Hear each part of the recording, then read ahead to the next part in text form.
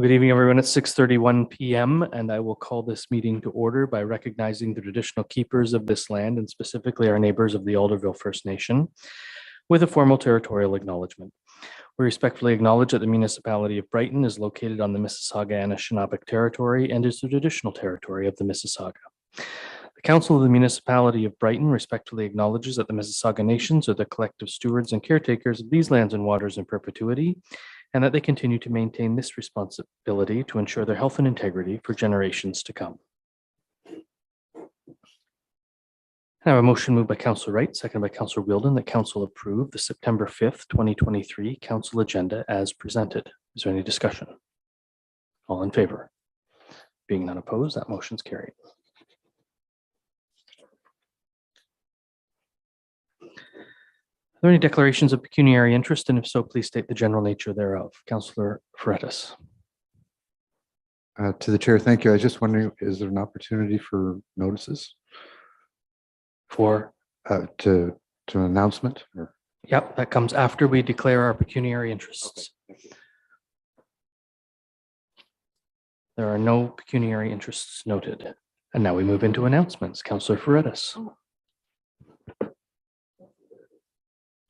there it is. I just wanted to mention that on September 16th, Quinte Transit will be hosting the Grade Parade, which is a fundraising walk to support after-hours, weekend, and holiday services for seniors in our community. And the funds are crucial, obviously, in helping to enhance the service to extend it beyond the Monday to Friday timeframe. We can enter as individuals, and I'm planning to partake in the walk, or create a team or join an existing team. And I'm wondering if any of my council colleagues would like perhaps to create a Brighton team and join me in this walk for a worthy cause, because I think it would benefit our seniors in providing them with those extended weekend services. Could you send us all an email so we have the details of the where and when? Be glad to. Thank you. And members of council will respond to you then, if that's okay. Thank you. Any other announcements? Councillor Wright. Would this be an appropriate time for the Mary Macklem? It would be. All right. This was provided to us through the Brighton Heritage Advisory Committee. The Brighton Heritage Advisory Committee provides this following tribute to Mary Macklem, a longtime member of this committee who passed away recently. The words come from her daughter Jill, and it is our wish that they be read into the record at council at some point, which is tonight. Today, we would like to highlight a longtime member of the Brighton Heritage Advisory Committee. This spring, Mary Macklem passed away on March 29th at the age of 90. Her love of history led her to meticulously document family ancestry, participate as a past member of our Heritage Committee, and co-author a book on the history of local apple growing. Mary was born in Brighton and resided here her entire life. She possessed a wealth of local knowledge and dedicated her time to attentively documenting the history of our town and its agricultural roots, ensuring that each point was correctly recorded. We thank you for your service, Mary. You will be missed. Thank you. Thank you for that. Any other announcements?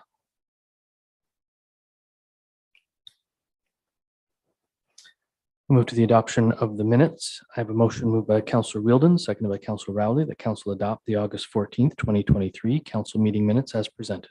Is there any discussion? Those in favor? Any opposed? Motion is carried.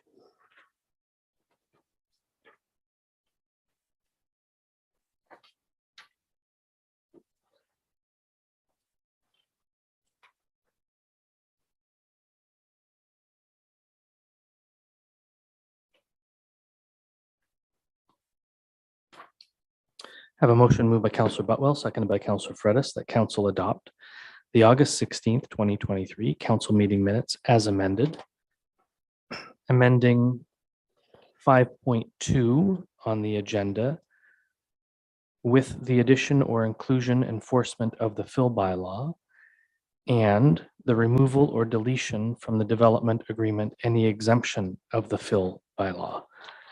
And I just like a little explanation there, if you don't mind. I'm not sure I'm does the clerk understand what's So let's have a little backgrounder here.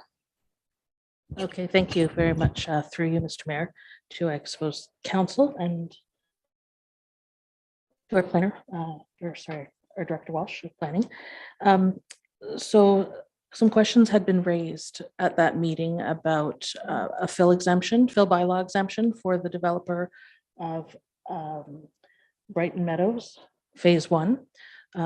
And our planner indicated that in the past, the fill fees were collected as kind of like a security, and that they would be, the intention was that they be exempt, or there's some wording to that extent. So through further research, reading, looked through the fill bylaw, and there is no exemption for securities. They're very specific in what the exemptions might be. And we also,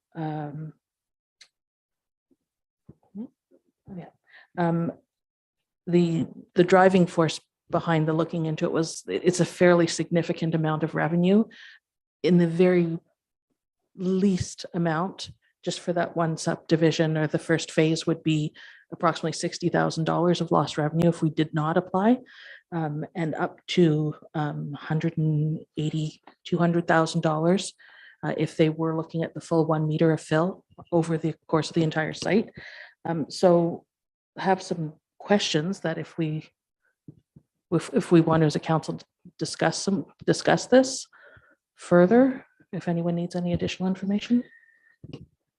I'm just, the passage of the minutes is passing the record of council from that evening. Mhm. And unless there's something that we think is in the minutes that shouldn't be in the minutes, then we would amend the minutes, because that would be the record of council then.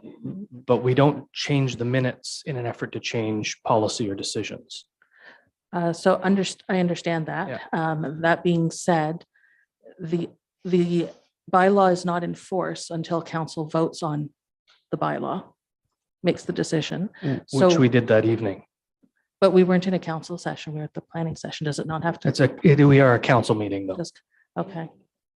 So then what would be the best way about readdressing this? Because you either bring it back for reconsideration at some point, or at some point we'll be going through the exercise of looking at our land use planning policies.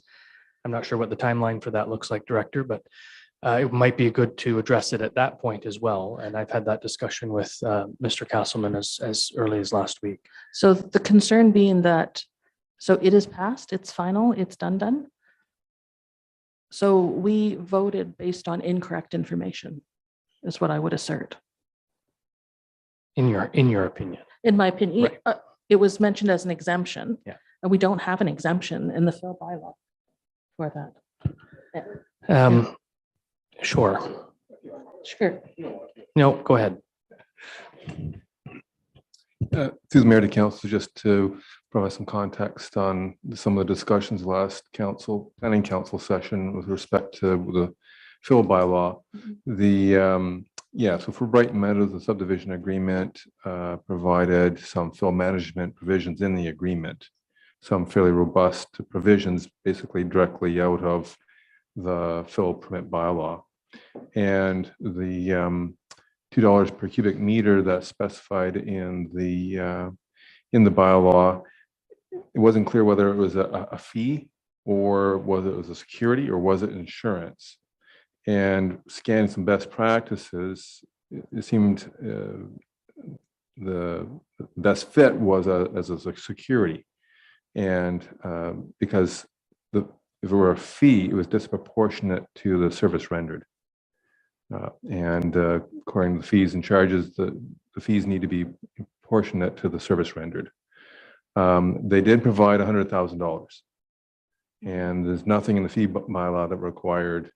They did not provide that extent of money. I'm confusing with the full permit that was issued. But we did get $1.5 million in securities for that particular subdivision, and that was more, in my view, more than sufficient to cover off any risk of the fill management provisions that were to address the risk of contaminated soils entering the site. So we have qualified person required to report to us for all that. So all the mechanisms are there. And we have lots of securities through the subdivision agreement. So it was felt that the actual fee that was seemed to be parallel to another type of security was therefore redundant. But at the planning council session, I acknowledged that it would be useful to update that bylaw because the Ministry of Environment OREGs came in effect January of this year, and our fill permit bylaw was from 2016. So it would be useful to clarify whether we need, because we have the application fee of $500, so that fee is clear.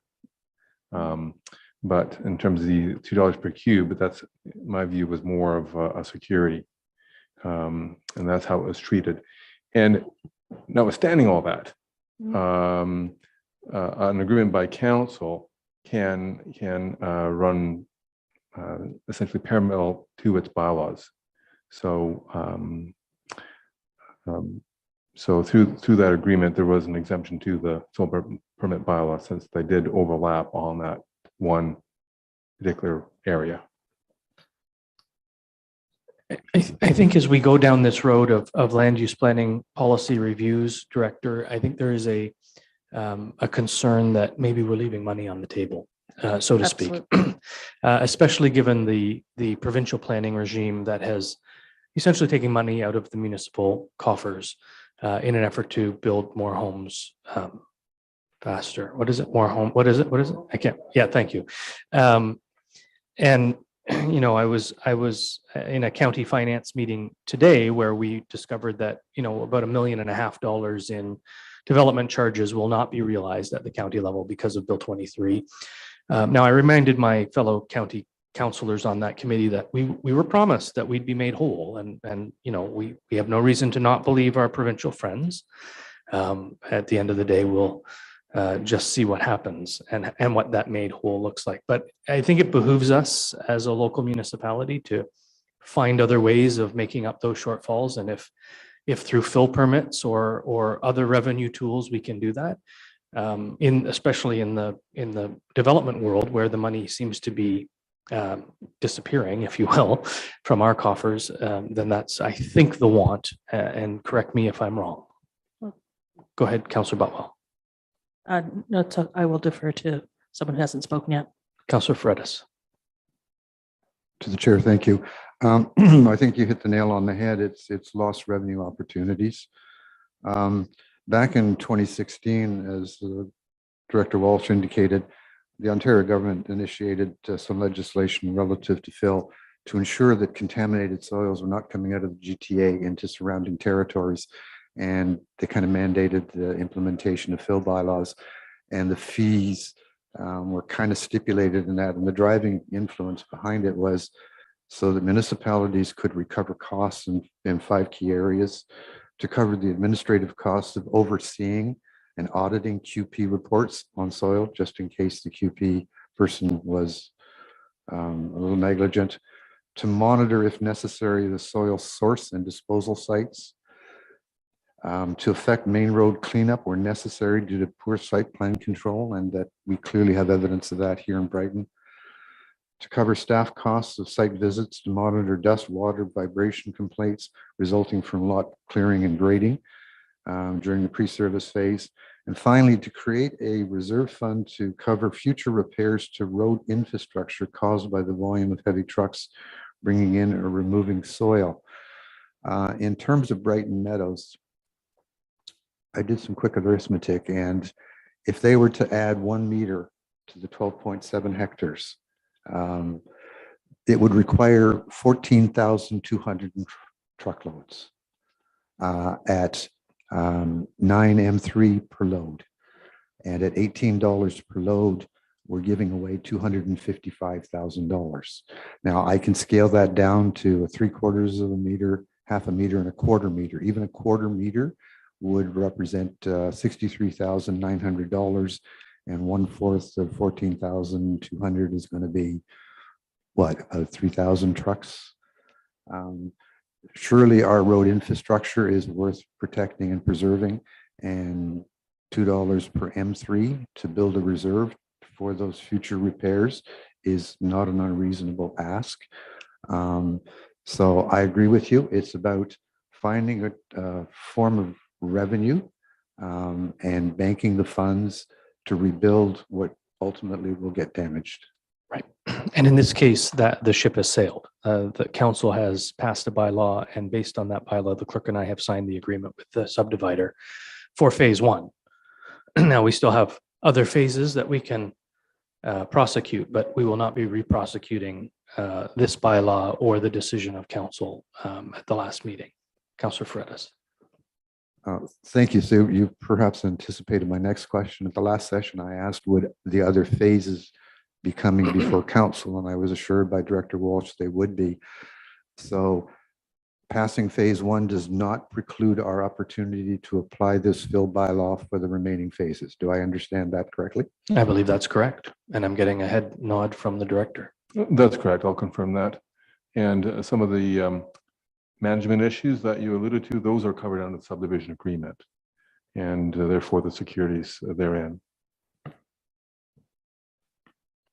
So I'm just going to circle back to the motion, which is to pass the minutes. I don't think we're arguing that the minutes are inaccurate. Is that true? We're just wanting to revisit the land use planning policy. Correct. I don't assert that the minutes are inaccurate in the least. I was simply trying to address an issue that came up and is contained within the minutes. It's like a sub-menu down. So may I amend as a friendly amendment your motion to pass these minutes as presented? Because to amend them suggests that there's something wrong with the minutes. Wrong with the minutes. I understand. Yes. Yes. As a seconder, Councillor Freitas?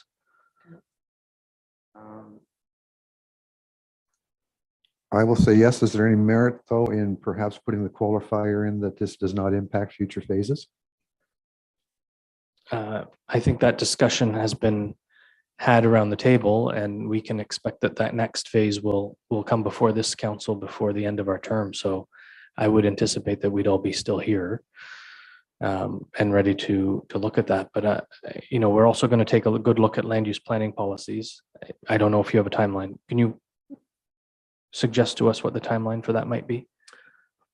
Well, the bulk, through the Mayor to Council, the bulk of our land use policies is the official plan. So once the county's official plan is updated, then we have the go ahead to update our own.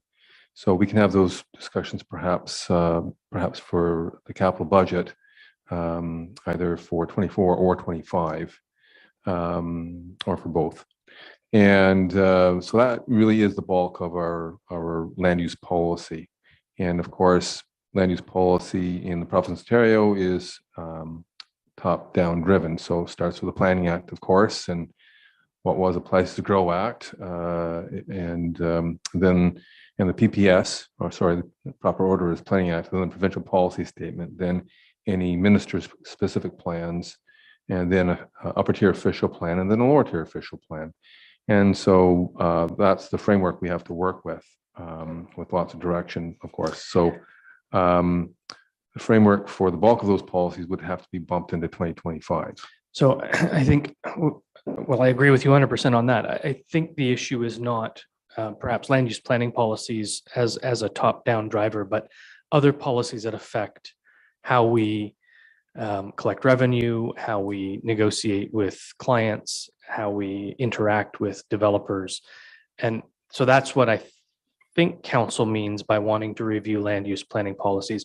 We understand that there's a process to the official planning stuff, but we want to make sure that all the I's are dotted and the T's are crossed. We're not leaving money on the table.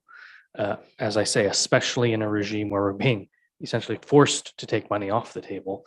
We want it, in a world where we need to drive revenue, we've got to find ways of doing this as creatively as the law allows, quite frankly.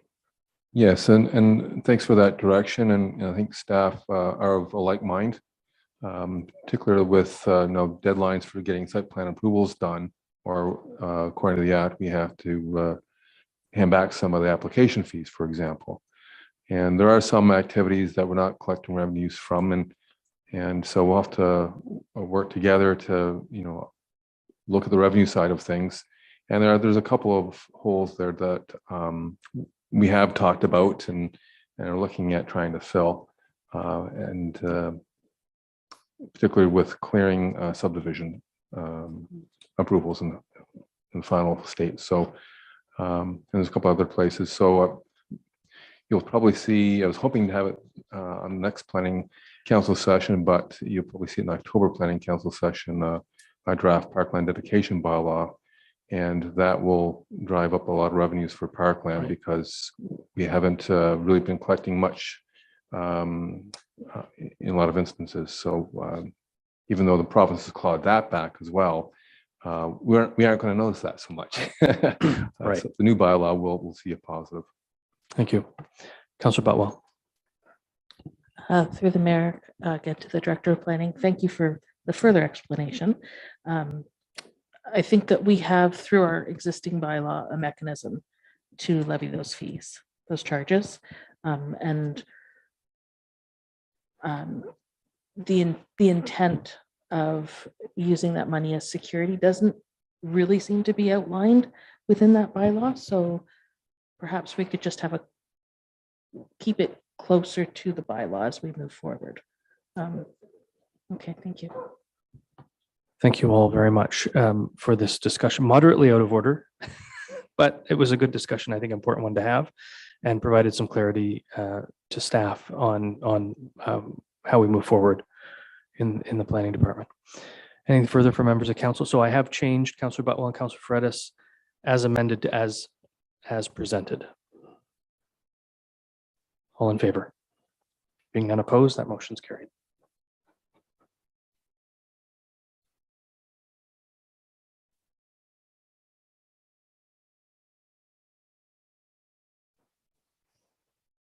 We have no public meeting this evening, which brings us to presentations. Council will hear one presentation this evening. Presenters have 15 minutes to provide council with their information. It is noted that language, content, and conduct must always remain respectful. Council will be provided with an opportunity to ask questions of clarification from the presentation representative based on the information that they have presented. Council is reminded that this is not an opportunity to engage in debate with the presenter nor advance a public policy position. Presenters are reminded that council does not make decisions during the presentation portion of this evening's meeting. Our presenter is from Principals Integrity, our Integrity Commissioner and Closed Session Investigator. And I see that Jeff Abrams is on the line on our screen, and I welcome you to Brighton Council, Jeff. Thank you very much, Mayor, and good evening, members of council. It being a school night, I'll try not to keep you too long. But I do have two reports to deliver tonight. One, our periodic report as Integrity Commissioner, and the second, the results of a closed meeting investigation in your capacity as your closed meeting investigator. So I'll begin with the periodic report. It would be a misnomer to call it an annual report. It covers a 2-year period and in fact reaching back into the last term. And I consider it once again to be a good news story. This is a good news story. Let me just briefly walk you through it. Just for the benefit mostly of members of the public who might be watching, the Integrity Commissioner is a mandatory position, and Integrity Commissioners across the province have a very broad role. We have a consulting role. We help to help municipalities adopt the codes of conduct, other policies that govern ethical behavior. We provide education, such as I'm doing tonight, in a sense. Our most important function, we believe, is the advisory function, because it can protect members against complaint. Advice received from us is binding. It's binding on us, in other words. We also serve, of course, as the complaint department under the Code of Conduct, and also with respect to Conflict of Interest Act matters. And we are able to receive direction on other matters as council may see fit. All of this is not done in a vacuum. It's all in place to increase the trust, respect, engagement you get from members of the Brighton community. And we think that it's an important function of an Integrity Commissioner to be transparent, to work in a way that helps our municipal clients to best serve their their populaces, and in return, what they get is increased trust, engagement, and respect. This is important. Our work is, for the most part, done confidentially. That's why you don't see a report from us with a lot of detail of what advice, for example, we may have given. Let me just summarize, though, the advice we've given, the work we've done on your behalf over the period covered by the report. First of all, of course, we did engage with you on training following the municipal election. We view training, perhaps second to advice, to be a very important, a crucial component of an integrity commissioner's work in promoting a municipality's ethical behavior. We, under the advice category, we responded to 19 requests for advice in the period covered by this report. 8 or 9 requests a year. That's a really good a trend, we think. Members ought to be resulting. It's a difficult task you have as elected officials, and you will from time to time need advice. And I think that's the number of requests received over the 2-year period is a good indication of members being engaged with your work and recognizing that from time to time there might be a gap, there might be something you need help with. During the same period, we responded to 9 complaints. Only one of those resulted in a public report that was delivered last term.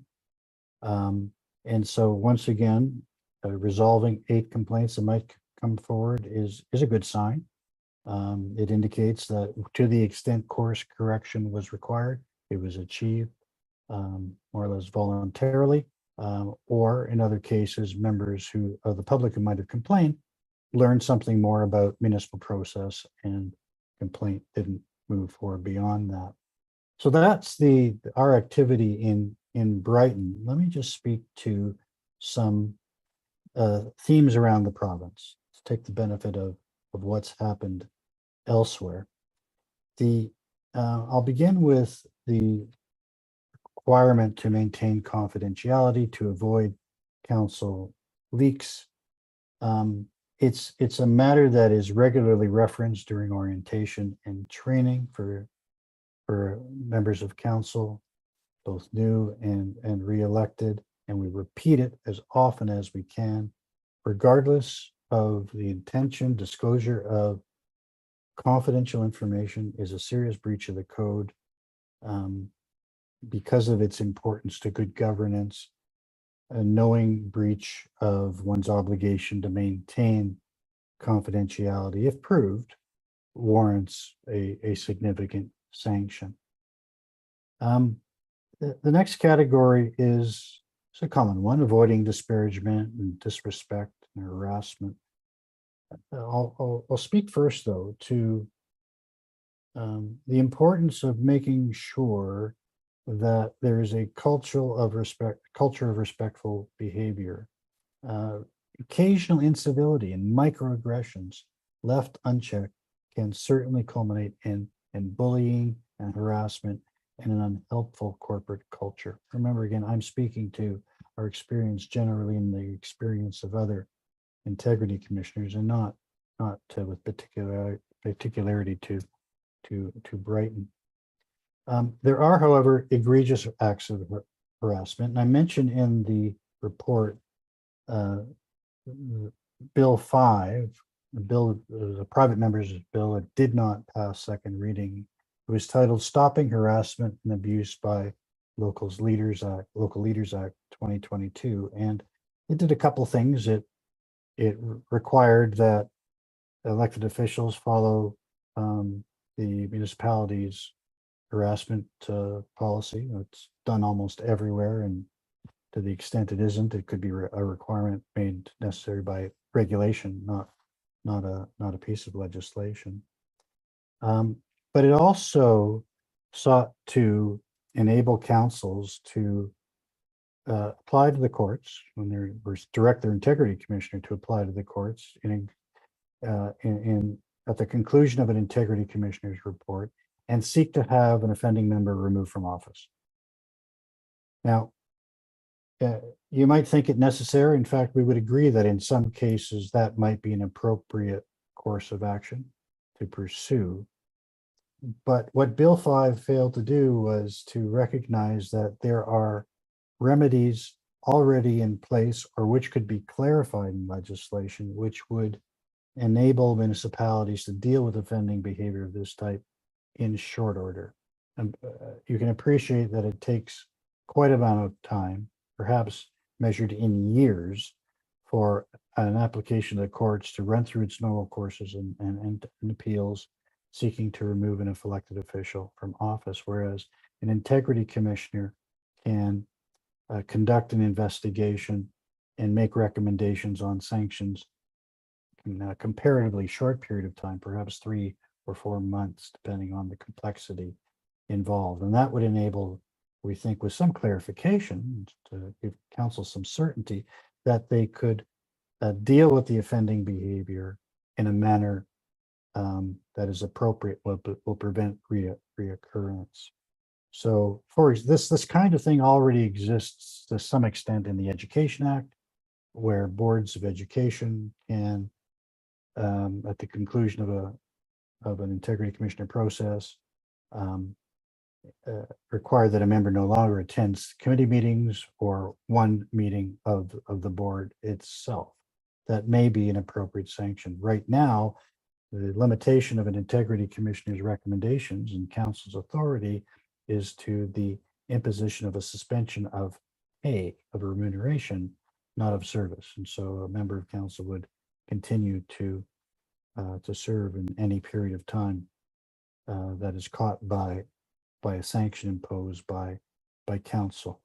We think, I won't take your time tonight to go through it, the cut and thrust, but we think that would have been a better course. In fact, the ministry had started last summer consultations on integrity commissioners' work and codes of conduct, and it would be a better thing if those consultations were completed.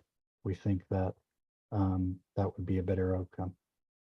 Moving on to recognizing and avoiding conflicts of interest. This is, of course, something that we spent a lot of time on during training. It's important that members recognize not only their obligation to abide by the strictures of the Municipal Conflict of Interest Act, but also the requirements, the obligations imposed upon them by the common law. And as you'll recall, that means not the application of the reasonable person test. What would a reasonable person, reasonably well apprised of all the relevant facts and circumstances, what would that person say about your ability to separate your personal interests from your public duty?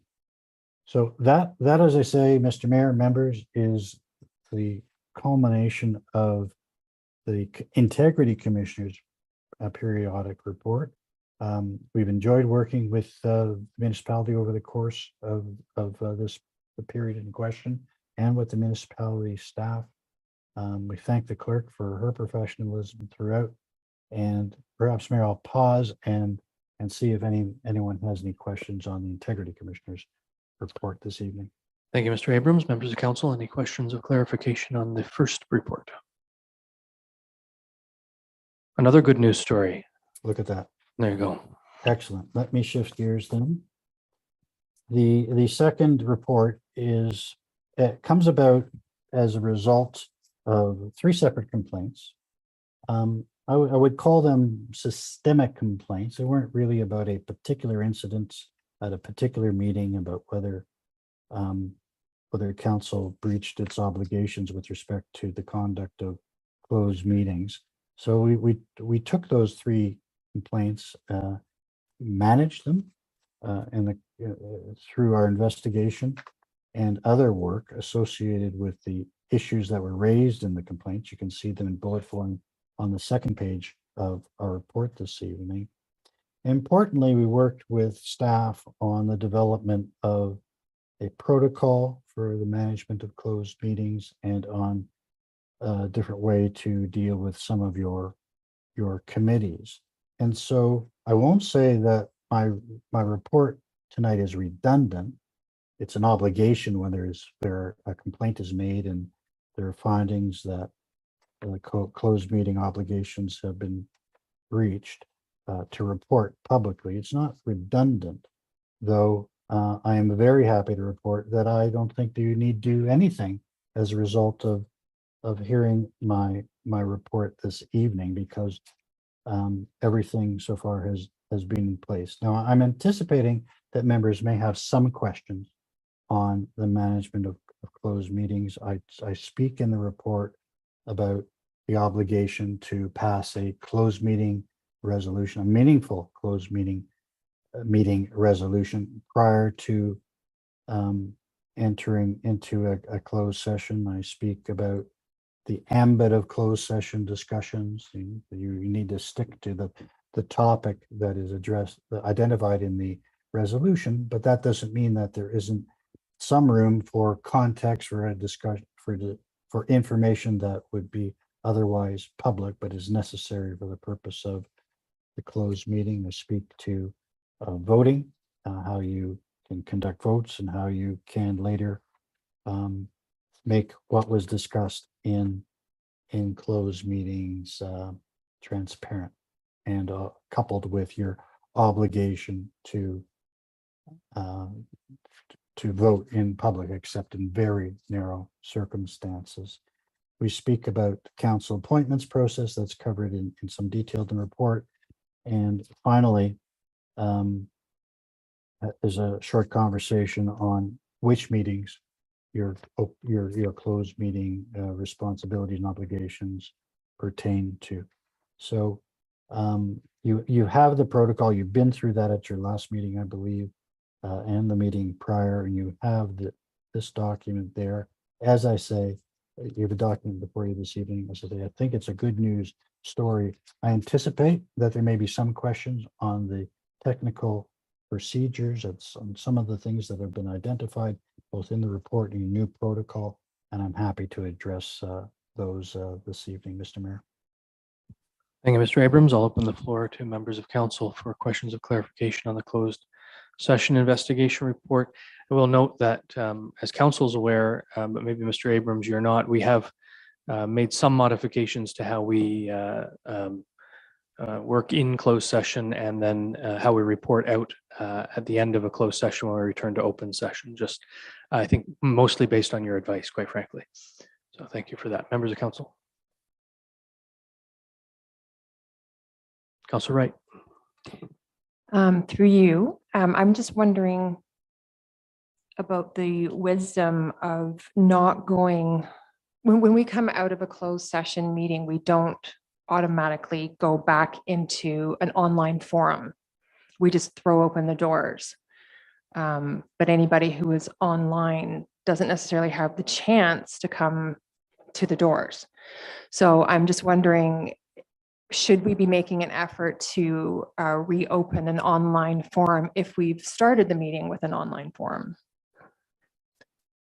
Yeah, I mean, I like the way you put that, Councillor, through you, Mr. Mayor, to make an effort to do so. I think that would be appropriate if you have the technological ability to do that. The entire objective here is to make as transparent as possible the decision-making of council. It's not wrong for council to meet in closed session from time to time, and when it's permitted to do so. But the public does have an interest in seeing what the results of those discussions are, to the extent they're entitled to see that. Thank you. Thank you both. I think the clerk's office is working on a way of making that happen, but I'll get the clerk to make comment, please. Yeah, we're working with our service provider to try to come up with something. Right now, the only way of doing that is putting it on pause and muting. I'm not comfortable with that. So until I'm comfortable, we won't be going back. And I did have an opinion from our legal advisor. He said, just don't live stream. That's what he said, because it's not a record. So it's not, when he explained it to me, it's not the official record, and the doors are open. So if our doors were not open and we were in COVID, then we would have to go back into a new Zoom link and tell people to go to the next Zoom link and open up. So we're trying to figure out how we can do it without doing that and be comfortable with putting it in pause and on mute. Right. So, I mean, what they do in other municipality, Trent Hills, uses iCompass as well. And they put up their logo. And they have a little blurb that says we will continue after closed session once we rise. And that's great. And they have new technology that can mute it all. And they have the ability of completely not using technology because they don't record. We record the closed sessions. So that makes it a little bit more difficult for us. In order to, we would have to set up a whole new live stream. So we would have to have people go out of the live stream and then watch for the live stream to come back on again. So we're trying to work this out. But there's bugs to do, but we will get there. Because technology. Thank you for that, Madam Clerk. Appreciate that. Any other questions or comments from members of council? Councillor Wheeldon. Just that I appreciate how all of this went. Some people brought forward concerns, they were addressed, and we moved on. It's perfect. Thank Amazing. you. Thank you. Any final comments, Mr. Abrams? No, Mr. Mayor, I'll take a win when I get it. I hear that. I have a motion moved by Councillor Rowley, seconded by Councillor Wright, that council receive for information the Integrity Commissioner's periodic report and closed meeting investigator, closed session investigation report presented by Jeffrey Abrams, co-principal, principals integrity. Is there any discussion? Those in favor? There being none opposed, that motion's carried. Thanks again, Jeff. Good evening. Madam Clerk, do we have any citizens' comments for this evening? Thank you.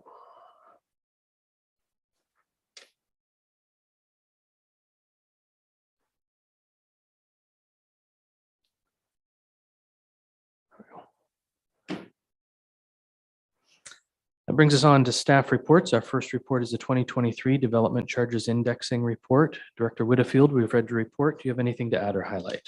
No, I do not.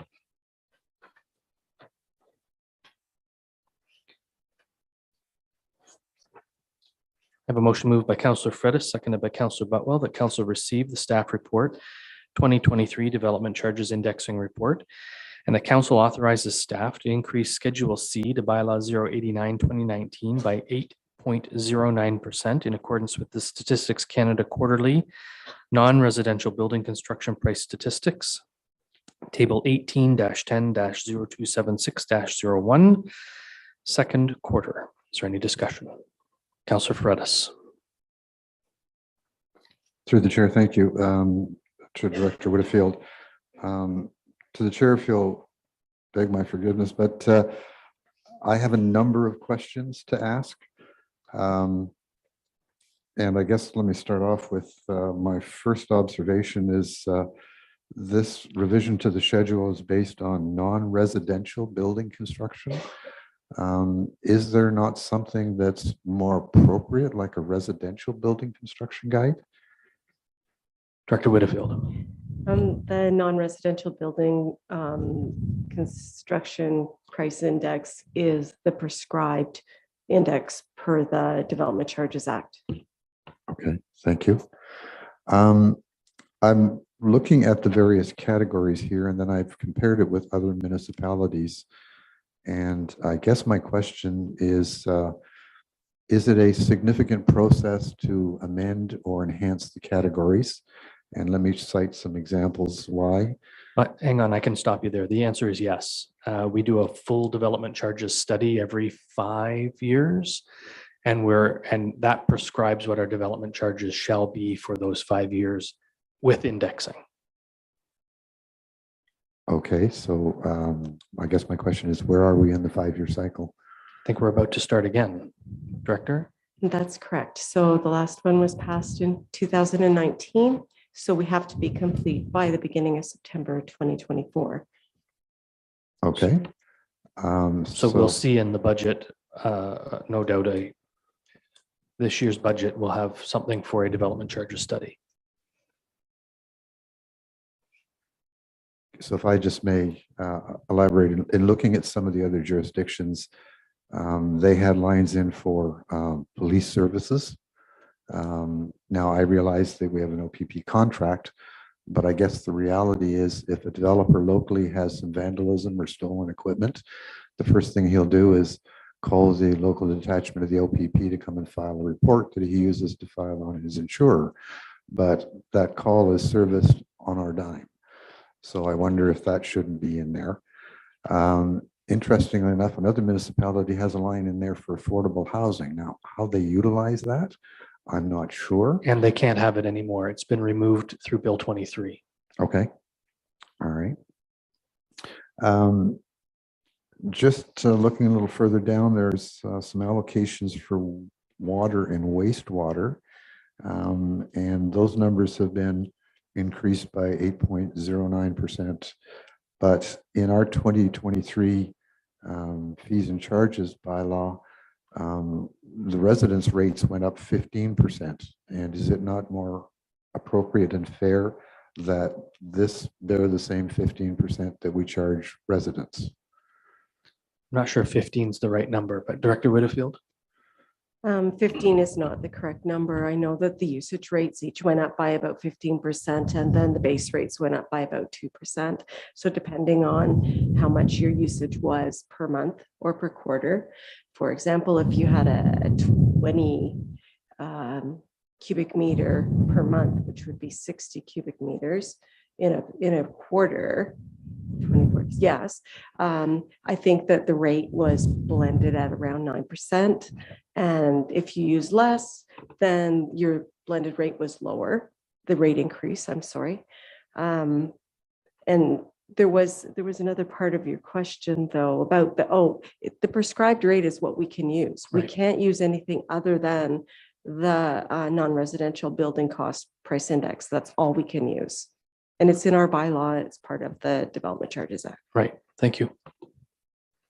So the final question, I guess, relative to water and wastewater, I believe I shared with everybody on council and staff Kingston's work in terms of impost fees to ensure that within this whole development charge framework, that new developments bore their fair share of capital costs for infrastructure upgrade to address new developments. And perhaps this could be viewed as part of that, I'm not sure. But in light of this 2024 review and scenario, does that mean or imply that we will be seriously looking at the imposition of impost fees to ensure that new developments bear their fair share of capital cost increases for infrastructure? Director? Thank you. Yes, we are having these discussions with our consultant, Watson and Associates, and we have two things going on at the same time right now. We have our water and wastewater rate study. That's already begun, and the subject of impost fees has been brought up. So we're going to have an open discussion about that. And also through the development charges study that we're going to undertake later this year and early next year. We'll make sure that somewhere along the line that's addressed and brought back to council the reasons why or why not we would impose those fees. Thank you. Councillor Wheeldon. Thank you, Mr. Mayor, through you. So you mentioned earlier, Mr. Mayor, that the previous development charges bylaw included indexing. So this increase is not actually an increase according to Bill 23, which says that we're not allowed to increase. If we do increase, then they're actually going to give us less. So the next time we come up with the development charges bylaw, will that also include indexing? Generally, yes. But as council may recall, we had these discussions early on when we were looking at updating our development charges study earlier than the 5-year, just to add some new projects. And Bill 23 came along and we stopped it dead in our tracks because we knew that we would have to phase in our fees. We would lose all our studies that were in our current development charges study. And if we left it alone until it was ready to be terminated and a new bylaw to be passed, then we could continue to collect those fees and pay for our development charges study and secondary planning and whatever else was in the study that we would lose significant dollars on. So the next time that you see development charges come forward, you may see an increase in fees based on what we'll have within the study to pay for through development, which could include, the increases to water and wastewater that we know are coming. But it could also, we'd also have to phase those in over that, like is it 20% per year? Something like that. It's significant Yeah. anyway. Oh, no, it starts at 80% and then it's 5% per year till we get to the max. Right. So it's significant enough for us that it was important that we put the brakes on it then, but we don't have a choice. If we want to collect development charges, we have to pass a new bylaw by next September. Anything further from members of council? All those in favor? Being none opposed, that motion is carried.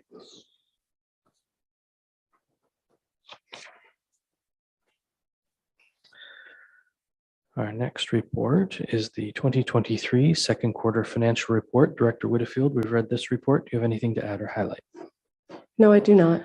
A motion moved by Councillor Wright, seconded by Councillor Wheeldon, that council receives the 2023 second quarter financial report as information. Is there any discussion? Councillor Rowley? Thank you, Mayor. I have a couple of questions and I'm not able to pull up all my notes technically, so I'll just read what I have here. Particularly bylaw, so I guess I will direct my question to Director Walsh. It read that we will have an increase in assistance in the third quarter for bylaw. Can you explain why?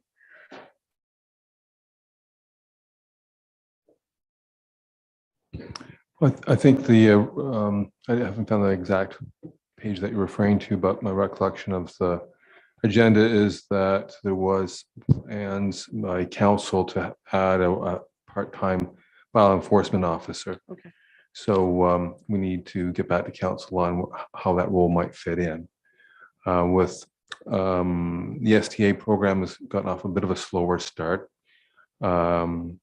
Out of the estimated 30 to 50 that are out there based on what we see on websites, there's about a dozen to 15 applications that are in. Lots of follow-up telling people they have to get a license, a lot of education here. So it's been a little bit slow ramping up, but so far we haven't had to apply any infractions, lots of letters, caution letters going out, that sort of thing. But I suspect that once it's in full swing, that we probably can use that bylaw enforcement officer. And with the added, I won't bypass or get distracted.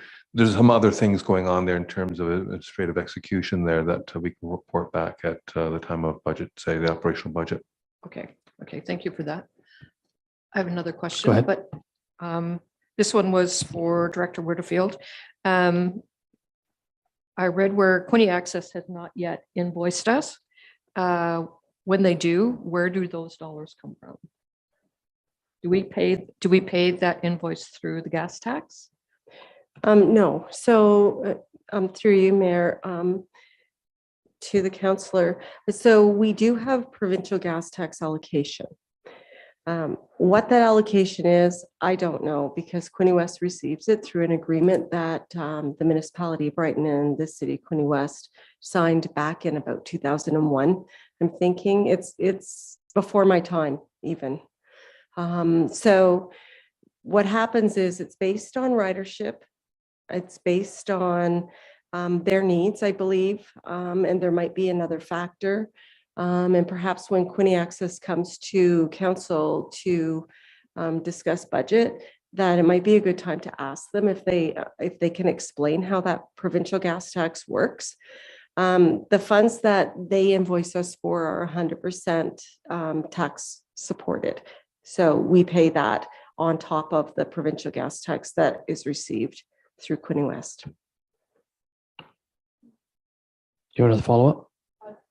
No, I think I'll take a deeper look and ask at budget time or when Quiniax is here. Thank you. Thank you. Councillor Fredis. If I could just follow up on Councillor Rowley's question about gas taxes. As I recall from our budget, there's about $400,000 in federal funding for gas taxes. That does come directly to the municipality? Yes, that's correct. Okay, thank you. My second question, if I may, is it indicates that no AMP fees have been assessed so far. Do we anticipate that some will be assessed this year to those that are a little delinquent in licensing? Director Walsh. Through the Mayor to Council, I suspect so. We've got about 20 caution letters out. And so I suspect that there'll be some tardiness there, and we have discussed that we need to make sure people perhaps are made very aware of the necessity to comply and administer our AMP. We have a hearings officer in place, so there's no reason not to. And I think one cautionary letter and 6 weeks of grace is sufficient before applying the AMP. Councillor Wheeldon. To follow up on that, those cautionary letters, I understood that those types of things were going to be done through the automated system that we were investing into. Is that correct? I'm wondering the status of that. Director Walsh. Sure. So that system, Granicus as it's called, very robust system. And we needed to get a license agreement in place for some data exchange or downloaded data from MPAC.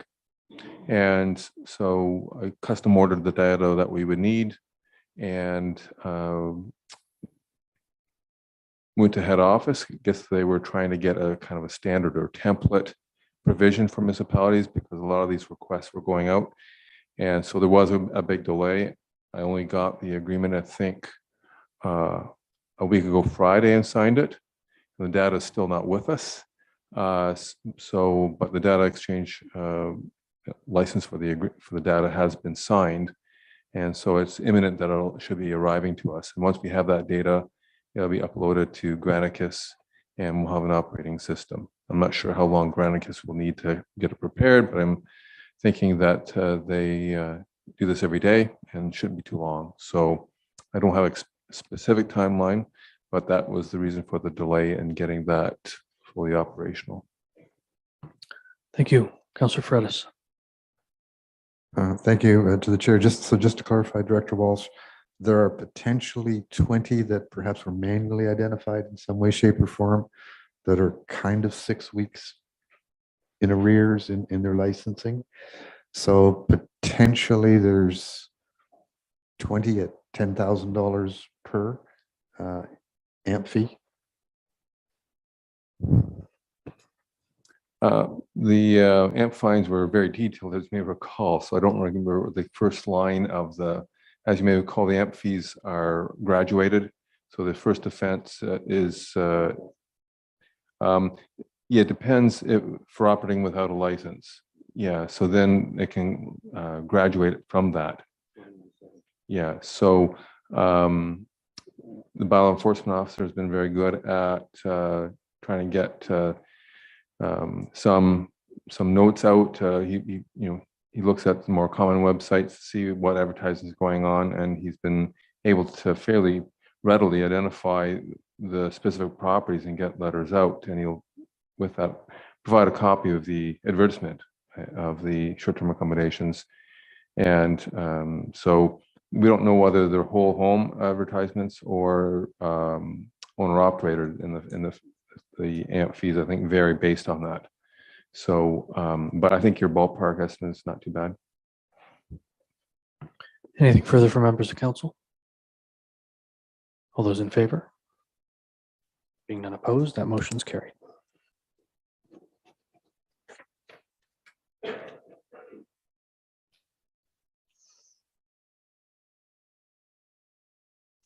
That brings us to the Parks and Recreation Master Plan Implementation Overview. Director Miller, we've read your report. Do you have anything to add or highlight, sir?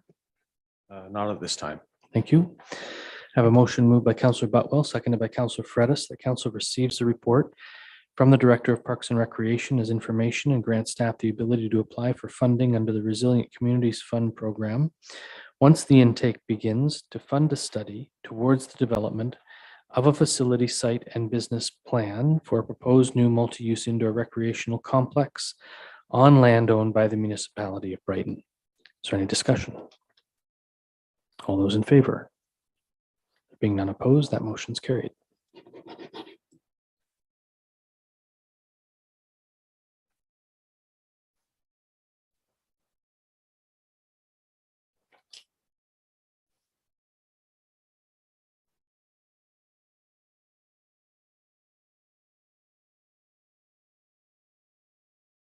New trail naming report. Director Miller, we've read your report. Do you have anything to add or highlight? No recommendations there. I have a motion moved by Councillor Wheeldon, seconded by Councillor Rowley. The council receives the report on the naming of the new municipal trail link from the Director of Parks and Recreation and makes a motion to name this trail link blank. Councillor Wheeldon. My apologies. I should have filled in the recommendation. The recommendation is Cedar Hill Trail.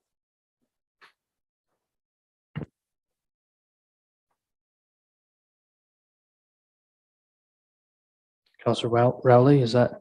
Thank you. Is there any discussion on the motion? Those in favor? Being none opposed, that motion's carried.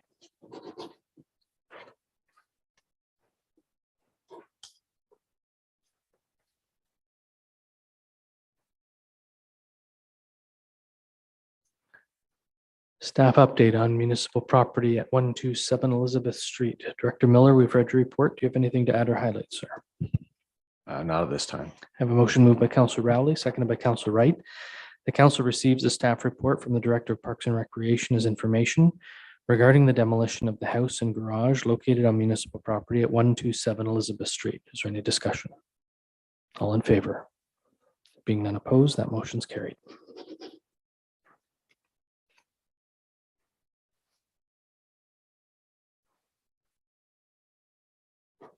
Next report is the YMCA lease renewal. CAO Castleman, we've read your report. Do you have anything to add or highlight, sir? I do not. I have a motion moved by Councillor Butwell, seconded by Councillor Fredis, that council receive the staff report, YMCA lease renewal, and further that council of the municipality of Brighton authorize the execution of a lease with the YMCA Northumberland of a portion of the Brighton Health Services Center, 170 Main Street, Brighton, as depicted in Schedule 1, attached here 2. Is there any discussion? Councillor Wright. I think through the emails that were going back and forth today and the recommendation from Mr. Castleman, and with the absence of I can't remember this, Yeah. She's away on vacation, that this would be deferred to the September 18th meeting. Before we put a motion to defer on the floor, are there any other questions that we want to ask this evening?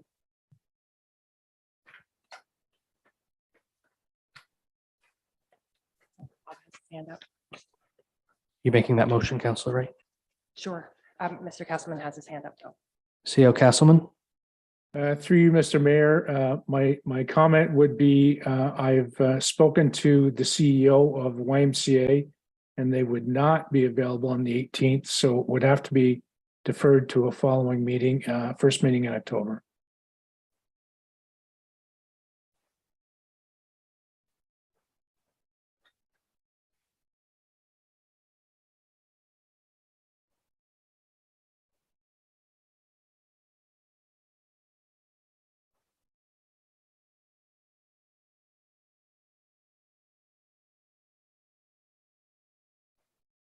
The meeting date is October 2nd.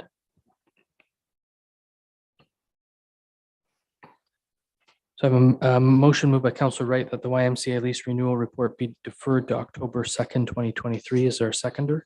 Councillor Rowley? Is there any discussion? No, there is no discussion. All those in favor? May I ask a question based on CAO Castleman's comment? You may not. Motion is carried. Thank you. You're welcome. I'm sure the CAO would welcome an email from you, though. Next report is EV charging docking station 67 Sharp Road. Mr. Blatansky, welcome to Brighton Council. We've read your report. Do you have anything to add or highlight, sir? Thank you. I have a motion moved by Councillor Wheeldon, seconded by Councillor Rowley, that council approve a budget offset in the amount of $27,500 from a carryover project line for 67 Sharp Road door enlargements to assist in funding and installing at 67 Sharp Road the electric vehicle charging docking stations. Is there any discussion? All those in favor? Oh, Councillor Wright. Sorry, I was just wanting to ask, where will the money come from exactly? Where's the money coming from, Danny? It was sorry, it's all about. It was a budget came from the garage doors that we had planned for a few years back. It was a carryover, so we were asking to take that carryover money and just apply it to another project. Got it. And there's no need for that money for the purpose of garage doors? Not at this time. That'll be a different report for a different day. Or a much larger project. Budget deliberations coming up. Yes. Understood. Anything further from members of council? Director, Councillor Fredis. To the chair, thank you. Danny, just for personal information clarification, are you planning, these are in the Sharp Road facility for municipal vehicles. Are you planning level 2 or 3 chargers? Through Mr. Mayor, through council, level 2. But to your point, there is technology is changing daily. So we're finding out that a lot of EV cars that originally came with level 1s are now starting to come with level 2 chargers, which are mobile. So there might be a possibility where we may not have to put actual chargers at 67 Sharp compared to just putting 110 plugins. But again, that's still in the early stages. Councillor Fredis. Yes, thank you to the chair and to Danny. Just a bit of information because I'm a bit of a car guy, so I follow this stuff. Ford, General Motors, Stellantis, BMW, and Chrysler have all recently signed agreements with Tesla to use their NEX plug-in standard. So you might want to keep that in mind when you're looking at these chargers, and also when you're looking at vehicle replacements, that they're able to adapt that standard, because the Tesla superchargers are a little better than some of the other standards that are out there, just so we don't get stranded somewhere with a improper connection. Agreed. Councillor Wright. Sorry, I was just wondering if you could repeat what you said about the cars will be coming with level 2 chargers, so you might not have to put in, I missed that entire section. Okay, sorry about that. So yeah, so originally EVs came with level 1 chargers. It took anywhere from 8 to 10 hours to charge. I used to own one myself. Now, as technology is changing more and more every day, instead of level 1s, some cars are coming with level 2 mobile chargers, right? Now, that being said, we're just going to be installing level 2 chargers, not level 3s. So instead of putting an actual charger there, we may have the option just to put 110 plugins, because the cars that we do purchase can come with level 2s already. Okay. Anything further from members of council? All those in favor? Being none opposed, that motion's carried.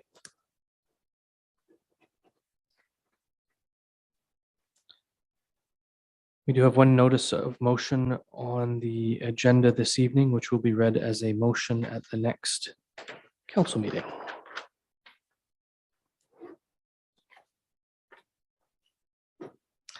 Nothing listed under unfinished business, which brings us to bylaws.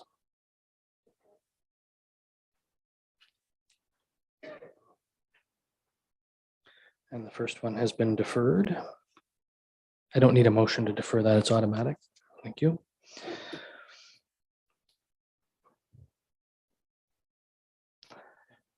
Next bylaw is with regard to the sale of lands, part lot 34 Sharp Road. Motion is moved by Councillor Fredis, seconded by Councillor Butwell, that council gives a bylaw its first, second, and third reading and finally passes on this date. Being a bylaw to authorize the execution of an agreement of purchase and sale of lands, Part Lot 34, Concession B, Brighton, Part 1, Plan 39R 1405. Is there any discussion? All in favor? Being none opposed, that motion is carried.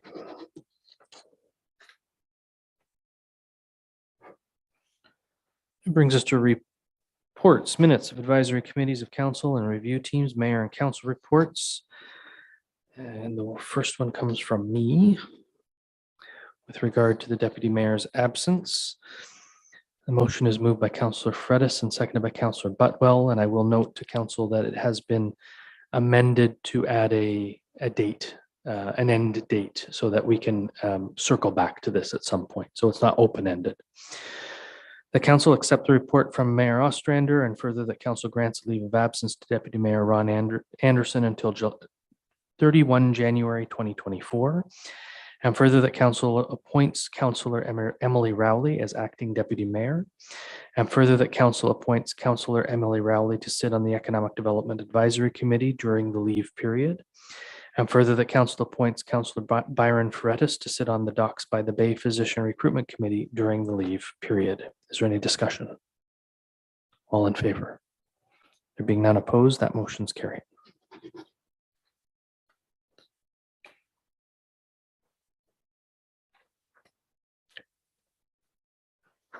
The clerk has just advised that she will have to bring an appointing bylaw for Councillor Rowley to be acting deputy mayor.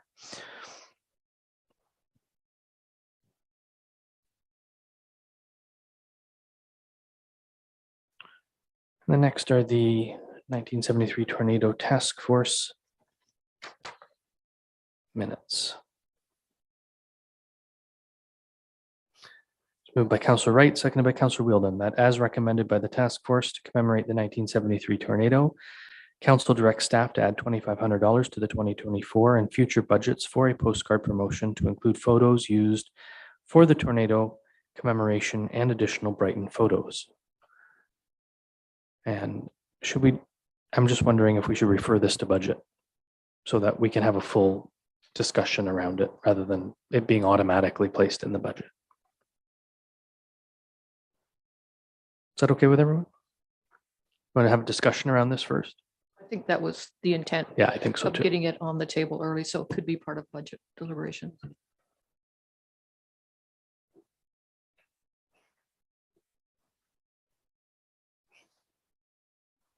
Councillor Wright, Councillor Wheeldon, are you okay making the motion to refer to budget? Is there any discussion on the motion? All in favor? It's carried.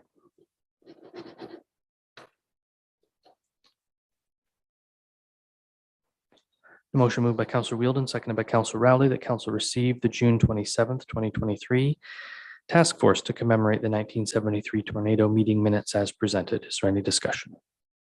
All in favor? Any opposed? Motion's carried.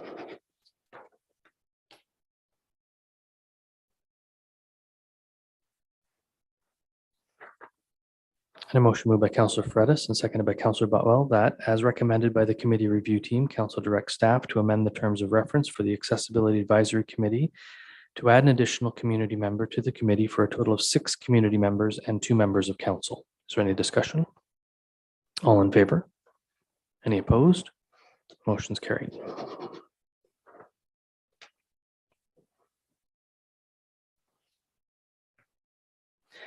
We'll move on to reports, minutes of statutory committees, boards, and external agencies.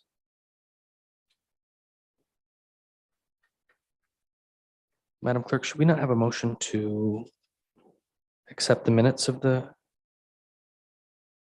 committee review team?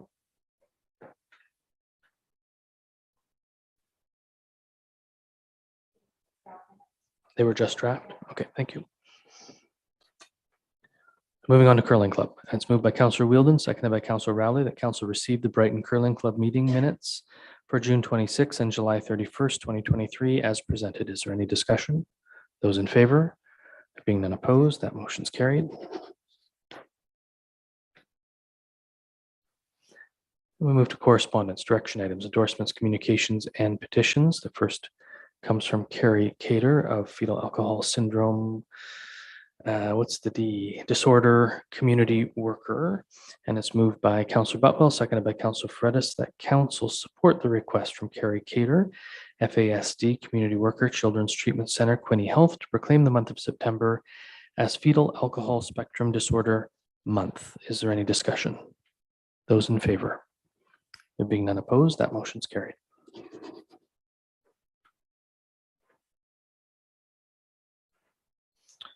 FYI correspondence, the first is the County of Northumberland.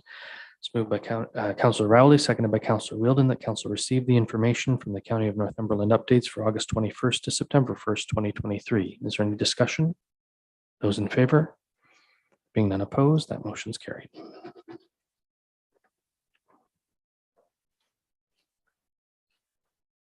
And the next is the county bylaw with regard to housing facilities. It's moved by Councillor Fredis, seconded by Councillor Butwell, that council received the information resolution from the county regarding Northumberland County Bylaw 29-2023 to provide municipal housing facilities. Is there any discussion? All in favor? Being none opposed, that motion's carried. That brings us to question period. I don't see anyone online. Is there anyone in the gallery that has a question with anything that appeared on tonight's agenda?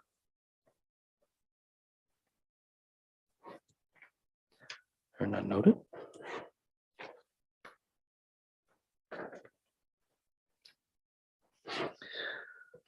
So our next order of business would be to proceed into closed session. We will take a 12-minute recess, taking us to 8 o'clock, and then we will proceed into closed session.